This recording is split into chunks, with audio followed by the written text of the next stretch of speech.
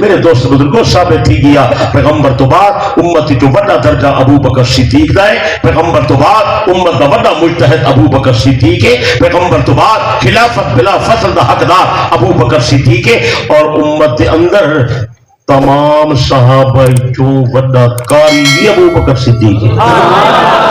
وہ گھٹ لوگ کوئی گال دا علم ہوشی، کئی آدن عبداللہ بن مسعود وڈا کاریے، کئی آدن عثمان ذوالنورین وڈا کاریے، کئی آدن ابی بن کعب وڈا کاریے، کئی آدن معاذ بن جبل بڑا، بلا شبہ اے حضرات قرآن عظیم لوگن ہر ایک مرتبہ اپنی جاتے ہیں رضی اللہ تعالی عنہ و عنہم اجمعین۔ لیکن میرے دوست بزرگوں اج کا ہرور پکے دے ای ذمہ دار سٹھے تے از بیٹھا کرے نا پوری ذمہ داری نال نبی دے صحابہ وچ وڈا کاری قرآن مجید دا بڑا کاری ابو بکر صدیق کے ان بہت سارے دلائل ایک دلیل پیش کرے نا، توجہ ہے۔ نبی علیہ السلام فرمائے امامت دے اصول بیان کیتن، امامت دے شرط بیان کیتن، امامت او کراوے جرا بڑا کاری ہوئے۔ امامت کون کراوے؟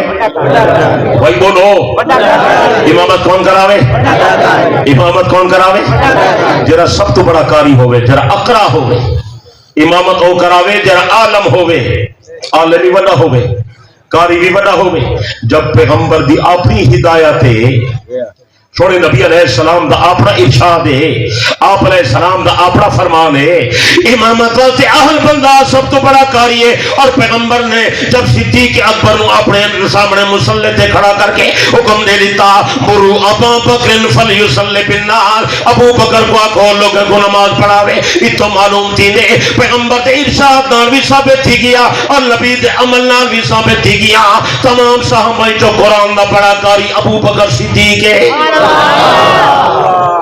ثابت تھی کہ جرا تھی گیا بڑا قاری بھی جو ہے، بڑا عالم بھی جو ہے، بڑا مجتہد بھی جو ہے، اور قرآن مجید دا سب تو بڑا عالم بھی ابو بکر صدیق ہے۔